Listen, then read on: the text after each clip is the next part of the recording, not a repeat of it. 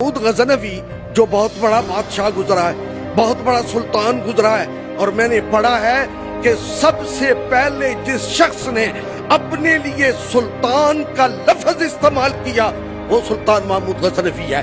اس سے پہلے کسی کے نام کے ساتھ سلطان کا لفظ استعمال نہیں ہوا۔ وہ سلطان محمود غزنوی، اب اس کی بادشاہی کا عالم آپ جانتے ہیں، اس کی طاقت آپ جانتے ہیں، اس کی فتوحات آپ جانتے ہیں، آپ کے علم میں ہے اس کی تلوار نکلتی تھی، سومنات کے مندر بھی سرنگو ہوتے تھے۔ لیکن میں بات یہ کر رہا ہوں، وہ شخص سلطان محمود غزنوی، اسے 3 پریشانیاں تھی۔ وہ بادشاہ وقت بھی تھا، سلطان زمان بھی تھا، بڑی لشکر بھی اس کے ساتھ تھے، لیکن 3 ایسے سوال تھے جن کا بادشاہ کے پاس جواب کوئی نہیں تھا۔ ان میں سے پہلا سوال یہ تھا، لوگوں نے اسے شک ڈال دیا کہ تیرا باپ سبکتگین ہے یا نہیں۔ لوگوں نے کہا تیرا باپ سبکتگین نہیں ہے، ماں مر گئی، جس سے وہ پوچھتا باپ مر گیا، جس سے وہ سوال کرتا ہر مورخ سے پوچھا، ہر ہسٹری دان سے پوچھا، ہر انسان سے پوچھا، اور مجھے بتاؤ میرا باپ کون ہے، سبکتگین ہے یا کوئی اور؟ کہتے ہیں کوئی جواب تسلی بخش اس کو نہ ملا۔ کہتے ہیں دوسرا سوال اس کا یہ تھا کہ یہ جو حدیث ہے اللہ کے نبی نے ارشاد فرمائی العلماء ورثۃ الانبیاء، کہ جو میری امت کے علماء ہیں وہ انبیاء کے وارث ہیں۔ وہ انبیاء جو ہیں وہ کیا چھوڑتے ہیں؟ وہ درہم و دنانیر نہیں چھوڑتے، وہ علم چھوڑتے ہیں، وہ بلندی چھوڑتے ہیں۔ تو حضور کی یہ حدیث طیبہ العلماء ورثۃ الانبیاء، علماء انبیاء کے وارث ہیں، وہ کہتا معلوم نہیں یہ حدیث درست ہے یا غلط ہے۔ اس نے علماء سے پوچھا، محققین سے پوچھا، سوال و جواب کیا، دل میں تسلی نہیں ہوئی۔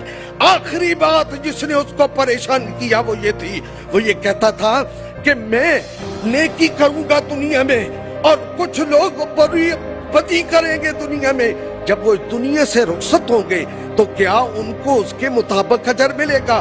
نیکی والے کو جنت ملے گی، برائی والے کو دوزخ ملے گی؟ وہ یہ 3 سوالوں میں ہر وقت الجھا رہتا، وزیروں سے پوچھتا، مشیروں سے پوچھتا، داناؤں سے پوچھتا، لوگوں سے کہتا مجھے ان کے جواب دو، لیکن جواب دیتے تسلی نہ۔ ہر سوال کا جواب وہ تلاش کر رہا تھا۔ کہتے ہیں بادشاہ ایک دن رات کو اپنے محل کی چھت کے اوپر ٹہل رہا تھا، کبھی دائیں کبھی بائیں، کہ میرا لشکر میرے کام نہیں آ رہا، میری دولت میرے کام نہیں آ رہی، میرا خزانہ میرے کام نہیں آ رہا، میں اس قلق کو کیسے دور کروں، اس تکلیف کا کیسے مداوع کروں، اپنے باپ کی شناخت کہاں سے پوچھوں؟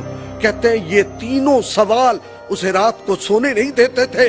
اپنے گھر کی چھت کے اوپر وہ ٹہل رہا تھا، دیکھتا ہے کہ پڑوس میں جو مسجد ہے اس مسجد سے ایک بچہ نکلتا ہے، طالب علم نکلتا ہے، اور اس مسجد کا کمرہ حجرہ جس میں وہ بچہ رہتا ہے اس میں تاریکی ہے، ہاتھ اس کتاب اس میں بغل میں پکڑی ہوئی ہے، باہر نکلتا ہے، سامنے کے محل کی کھڑکی سے روشنی چھن چھن کے باہر پڑ رہی ہے، اور وہ طالب علم اپنی کتاب کھولتا ہے، 2 سطریں یاد کرتا ہے، پھر لوٹ کے اپنی مسجد کے حجرے میں چلا جاتا ہے۔ کہتے ہیں پھر وہ تھوڑی دیر کے بعد بادشاہ نے دیکھا، چند لمحوں کے گزرے، پھر وہ نکلا، پھر کتاب کھولی، پھر 2 سطریں یاد کی، پھر واپس مڑ گیا، پھر بادشاہ نے دیکھا، ابھی کچھ وقت نہیں گزرا تھا، وہ طالب علم پھر نکلا، پھر اس روشنی میں جا کے کتاب کو کھولا، پھر اس کو دیکھا پڑھا، پھر واپس لوٹ گیا۔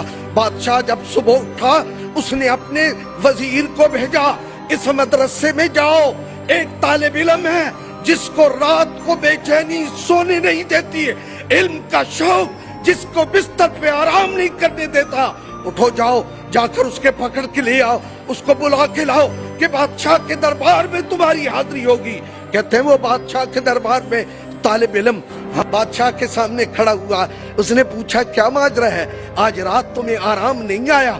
آج ساری رات جاگتا رہا، ہر 10-15 منٹ کے بعد کتاب لیتا उस चराग के पास आता, रोशनी के सामने किताब रखता, फिर अपने 2 सतरें देखता, फिर वापस लौटता। माजरा क्या है, मसला क्या है, तुम्हें परेशानी क्या है?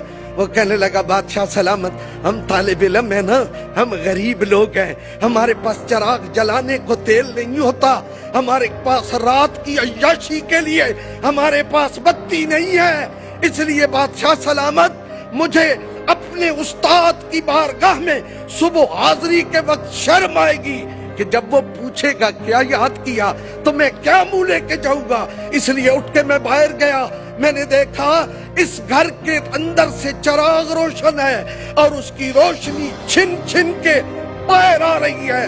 मैं वो आकर उसमें किताब खोलता, अपना सबक याद करता और फिर वापस लौट जाता।